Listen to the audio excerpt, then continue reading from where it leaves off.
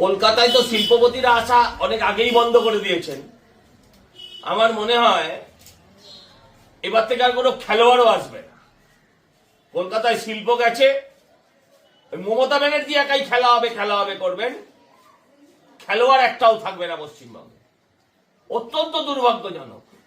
সাধারণ মানুষ হাজার হাজার টাকা দিয়ে টিকিট কিনেছে, হাজার হাজার টাকা দিয়ে। একটা মিনিমাম টিকিটের দাম প্রায় 3,500-4,000 টাকা মিনিমাম। 100 দিনের কর্মীদের মাসের যা মাইনে একদিনের টিকিটের তাই দাম। সেই টাকা দিয়ে যারা টিকিট কিনেছেন, যারা আজকে একটা দিন তাদের কাজ বন্ধ রেখে যারা খেলার মাঠে এসছেন, তাকে দেখবার জন্য, যাকে দেখবার জন্য তাকে না দেখে একদল চোর আর তার চোরেদের সব বয়ফ্রেন্ড গার্লফ্রেন্ড সব তারা ঘিরে রেখে দিয়েছে। এটা অত্যন্ত দুর্ভাগ্যজনক।